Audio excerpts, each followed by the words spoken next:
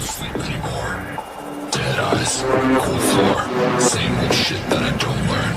2 steps back, get burned. Look at this mess. Drinking every day for a deep rest. Clogged the most of it.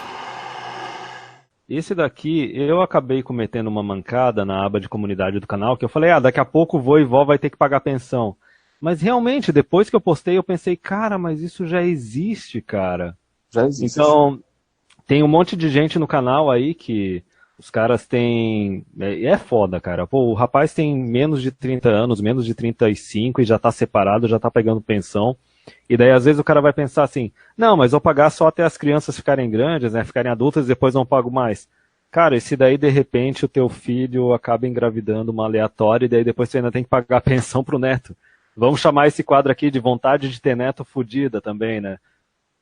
Quando a pensão alimentícia deve ser paga pelos avós? A obrigação alimentar está imputada geneticamente aos pais, podendo, contudo, ser transmitida aos avós em caráter subsidiário e complementar quando aferido que os genitores não estão em condições de satisfazê-la. Agora, a minha dúvida aqui, no caso, é o seguinte, eu não sei se vocês vão poder esclarecer, essa pensão para avô e vó é sempre só pro pai e a mãe do marido, né? Nunca vai da esposa. Ou vai? A gente sabe que as estatísticas brasileiras, 85% das vezes, em caso de divórcio, os filhos ficam com a mãe. Sim. Eu fiz questão de colocar algumas vezes, coloquei no site, coloquei na página, para tentar conscientizar as pessoas de que a versão feminista é de que isso de o filho ficar com as mães é uma criação do patriarcado. Só que é exatamente o contrário. Os homens tinham, até o final do século XIX, eles tinham o que nós chamávamos, e isso é uma expressão que não sumiu há tanto tempo assim, qualquer pessoa, até mais jovem do que eu já estou descendo a carobeira, vai se lembrar disso, é que o pátrio poder, os homens ficavam preferencialmente, o divórcio não era bem visto e não era bem aceito na justiça, porque eles tinham essa visão moralista de que a família deveria se manter. Né? Hoje é o contrário, hoje a família deve se manter, o homem é que deve se fuder. A família é uma família uniparental, a mulher só e o homem tchau. Mas então, naquela época, os homens tinham, as mulheres não eram desprovidas de direitos, mas alguns direitos a menos, elas de fato tinham legais, porque os homens tinham esses direitos e eles tinham as responsabilidades correspondentes. Então, o cara ficava com a pensão, porque ele era o provedor, né, ele era tido como uma obrigação masculina, mas ele com a guarda, né, ele ficava também com a guarda.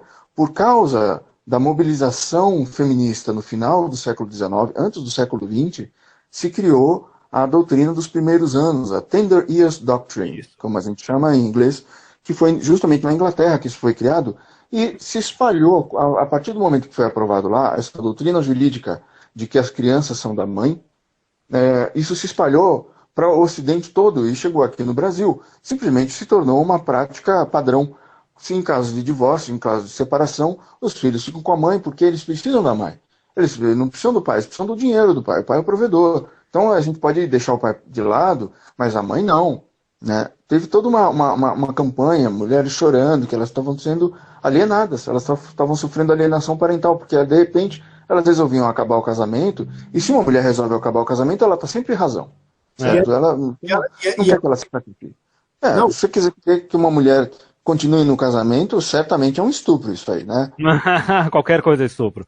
Não, e elas até tentaram barrar a lei de alienação parental, né? Fizeram até protestos lá em frente ao Congresso Nacional. Não sei se vocês acompanham essa notícia. Ainda estão fazendo dentro do Congresso. Neste momento, existem comissões feministas se mobilizando e tentando mudar ou acabar com a lei da guarda compartilhada e impedir que mulheres que fazem alienação parental sejam punidas.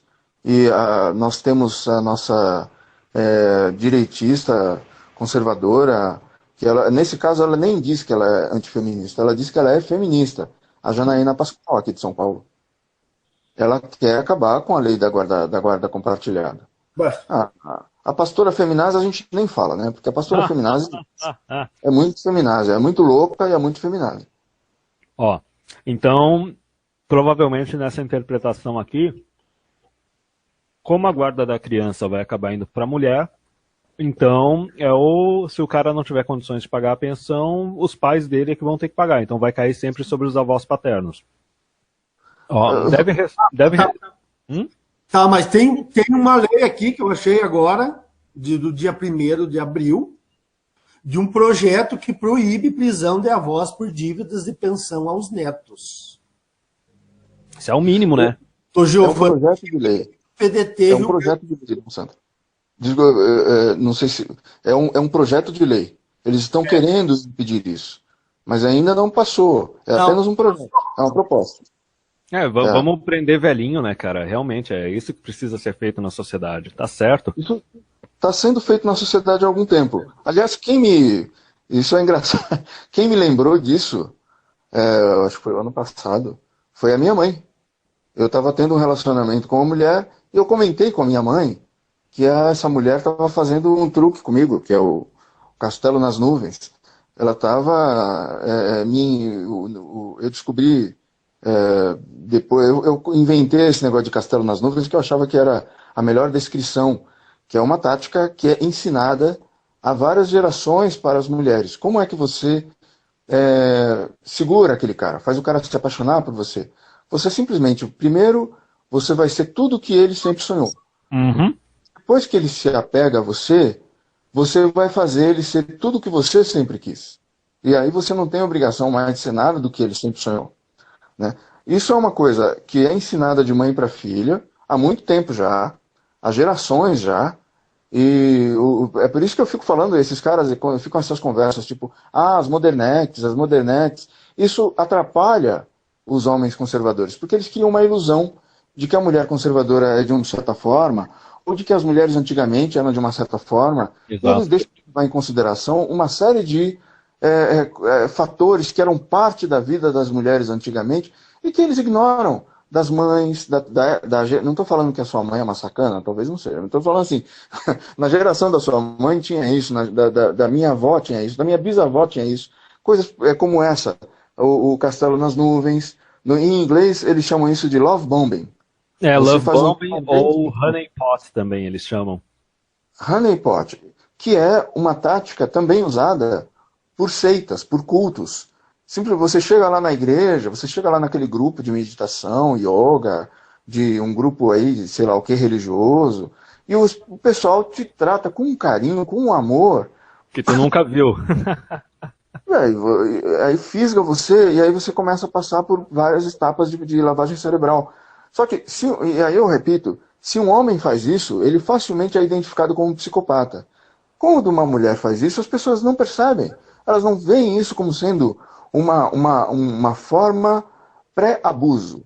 Você está preparando a vítima para depois você poder maltratar a vítima. As pessoas não percebem isso como sendo um traço, um comportamento psicopata.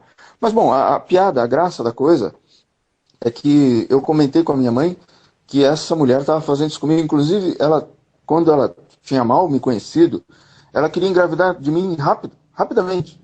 A primeira vez que a gente transou, ela queria engravidar de mim. Eu comentei com a minha mãe isso e tal, e a minha mãe falou, eu quero só ver se eu vou ser presa por causa disso. Então, a minha mãe já estava com medo e me avisando, porque se eu, de repente, tivesse um filho e não tivesse dinheiro para pagar a pensão, ou eu me escafedesse, ou ela, sabe, que me cobrasse a mais e eu não pudesse pagar, ia sobrar para minha mãe. A minha mãe sabe disso. E o homem comum, normal, não sabe o que vai acontecer com ele. Não sabe disso, né? E Aldir, tem mais alguma coisa para falar? Não? Não, depois eu vou ler aqui. Tá. Eu passei por uma situação em que eu estava num relacionamento, num namoro já de um ano e pouco, e um dia essa minha namorada chegou dentro do carro e me deu um ultimato. Ou você casa comigo no papel e me coloca eu como dependente do teu plano de saúde, ou nós vamos terminar. E eu disse, não, eu não vou casar com você no papel e não vou colocar você em plano de saúde nenhum. E eu acho melhor nós terminarmos por aqui mesmo. Então, quer dizer, ela já estava planejando algo para o futuro dela. Exato. Vejam só. Ela estava já mudando os termos do relacionamento sem conversar, sem negociar, é simplesmente na base do ultimato. No ultimato. Os caras dos PUA lá, dos outros Red Pill, eles falam, cara, a mulher que faz ultimato, ela tá te dando um sinal que é pra tu terminar com ela naquele exato momento que ela solta o ultimato. Não tem como o negócio melhorar depois disso. Ou que você aceita o ultimato dela. E daí ela vai pegar todas as coisas tuas, né? Deve restar comprovado que os pais não possuem condições suficientes de arcarem sozinhos com a mantença do infante, razão pela qual cabe chamar os avós para complementarem a mantença do menor. Mantença, que palavra horrível, mas enfim. A pensão alimentícia paga pelos avós, diferente da paga pelos pais, não tem por objetivo manter o seu nível de vida compatível com a situação financeira e a condição social dos avós, pois os netos devem viver de acordo com a condição financeira dos pais, sendo a obrigação avoenga somente no sentido de atender às necessidades básicas. Deixa eu pegar aqui um pouco mais. Observadas as suas condições pessoais e sociais, os avós somente serão obrigados a prestar alimento aos netos em caráter exclusivo, sucessivo, complementar e não solidário, quando os pais estiverem impossibilitados de fazerem, caso em que as necessidades básicas dos alimentandos serão aferidas prioritariamente, segundo o nível econômico-financeiro dos genitores, jamais dos avós, sejam paternos ou maternos. Então, quer dizer, pode entrar tanto os avós paternos ou maternos. Só que essa questão aqui, quer dizer, o valor da pensão vai ser baseado no estilo de vida dos pais, não vai ser baseado no estilo de vida dos avós. Isso pode ser bom e pode ser ruim ao mesmo tempo, nesse caso? Porque se os avós tiverem uma condição de vida bem melhor do que os filhos, aí o valor da pensão vai ser baseado no estilo de vida dos filhos. Então talvez para os avós não pese tanto. Mas e se for o contrário? Se os filhos tiverem, sei lá, o que pode acontecer nesse caso? Pode ser o pai e a mãe numa dessas eram desses estilo de vida de cada um 10 mil reais, só que de repente dá uma crise absurda e os dois ficam desempregados. É meio maluco esse negócio aí. É o seguinte, eu posso responder essa aí. O Dom Sandro ia falar, eu acho que ele também sabe do que eu sei, talvez. É que o advogado feminista e o juiz feminista, essa é a visão que eles vão ter da história. É que o padrão de vida que o filho, não é a mulher, certo? Não se trata da mulher. Deixem de ser egoístas. Não é a mulher. Os filhos. O padrão de vida que os filhos conseguiam ter, ele não deve cair. Para o bem da integridade, assim, da vida dos filhos, a saúde, inclusive o bem-estar emocional dos filhos, não ter essa queda, né? Assim, porque o filho não é do cara, o filho é da mulher, certo? As contas são do cara. Então, a mulher fica com os filhos e vamos dizer que ela tenha, como o advogado orientou na outra matéria, ela tenha viajado, os avós tenham proporcionado alguma coisa, tem uma piscina, tem ali uma chacrinha, certo? Uma chacarazinha com piscina, onde ele pode ir, onde tem passarinho, tem pomar, tem viagens, tem carro, tem um monte de coisas e tal. Todos aqueles presentinhos que os avós dão, aqueles agrados, de repente os avós estão muito bem de vida e o casal não está tão bem assim quanto os avós. A ideia é que os filhos não tenham uma queda no padrão de vida, que eles possam ter as mesmas coisas, o máximo possível, aquelas mesmas coisas. E a mulher, tadinha, ela está apenas cumprindo um papel assim que a sociedade acaba impondo para a mulher, entende? Que é de ficar com os filhos. Esse direito da mulher, esse privilégio, essa vantagem, é vista culturalmente, inclusive, e por feministas ainda mais, como sendo, na verdade, assim, consequência do patriarcado. Então, a gente reclamar disso é um absurdo. É o patriarcado que está fazendo isso, certo? Os homens é que criaram essa situação para a mulher. Assim, a gente dando tudo isso para a mulher, a gente ainda está devendo, porque a gente colocou sobre a mulher o peso de ter os filhos. Nós criamos essa situação. Então, respondendo à pergunta, ela vai ser feito de acordo com os pais ou com os avós, vai ser feito de acordo com os pais. Mas o advogado pode argumentar, e o juiz pode muito bem, a partir do treinamento que ele teve, dos cursos que ele fez, porque todo Tribunal de Justiça tem uma Secretaria da Mulher que promove cursos para os juízes aprenderem a deixar de ser opressores, estupradores das mulheres na sociedade e defender a causa feminina. Ele vai ver que as crianças precisam ter o mesmo padrão de vida no máximo possível. Então ele vai tentar tirar tudo que ele puder para que as crianças tenham aquele mesmo padrão de vida. Toda vez que você tem, vamos dizer, você tem uma boa vida, ou uma vida não tão boa assim, você com a sua mulher e seus filhos, e os seus pais têm uma vida melhor, eles tenham tentado prover isso para você e para as crianças, porque netinho, o avô quer dar tudo, a avó quer dar tudo para o netinho. A mulher, o advogado, vai querer que o filho tenha ao máximo aquele mesmo padrão de vida. É isso que vai acontecer. E o negócio é de 2015, 2010. O Dom Sandro queria falar algo também? Não, aqui, com relação, por exemplo, ao cálculo da pensão alimentícia para os filhos. Vejam só a mentirada deles aqui, que existem 3 fatores ou elementos que cabem na análise. Quais sejam possibilidade, necessidade e razoabilidade. Uhum. Agora, o que nós estamos assistindo? Só a possibilidade. Quer dizer, então se o marido ganha 1 milhão por mês, vai ser baseado na possibilidade do marido. Se ele é capaz de pagar, ele tem que pagar e pronto. A necessidade e a razoabilidade foram varridos para baixo do tapete. Isso aí não entra na cabeça dos juízes, no julgamento dos juízes. Isso demonstra que a complementação...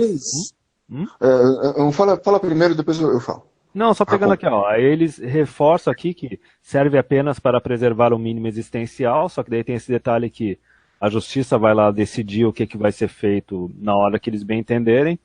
Só que outro detalhe, uma vez que a obrigação de sustento sempre é dever ser e sempre será dos pais, sob pena de inversão total de valores, como uma espécie de punição para os avós que já cumpriram tais obrigações ao longo da vida, ok. Só que isso me lembrou, cara, um caso que está relacionado tanto à parte de partilha de bens quanto à entrada de avós nesse rolo da partilha de bens, que era aquela lei que tem lá na Índia, que imagina o seguinte, vocês falaram, né, os avós eles querem ajudar os filhos, eles querem participar também da vida dos netos e etc. Era um caso que o cara se divorciou da mulher, ele e a mulher moravam numa casa que era do pai dele, e daí no caso, quando ela se divorciou, o imóvel, mesmo sendo do pai dele, não sendo dele, entrou na partilha. Resumindo, o imóvel do pai do cara entrou na partilha para ir para a esposa. Tipo, cara, isso é basicamente, tu tá criando um pretexto para avós não participarem mais da vida dos netos, para pais não participarem mais da vida dos filhos e não quererem ajudar. Porque se tu ajudar, isso vai virar um compromisso legal, e daí se a mulher resolver divorciar, os bens vão entrar, que nem vocês falaram. O que eles estão provendo de ajuda assim, para os filhos e para os netos vai entrar no cálculo também da pensão, porque é aquele negócio, quando termina o relacionamento não é para baixar o nível de todo mundo. O lado feminino tem que ser mantido do lado dela, tem que manter o padrão de vida dela, ela não pode descer de jeito nenhum. Don't sleep anymore. Dead eyes, cold floor, same old shit that I don't learn.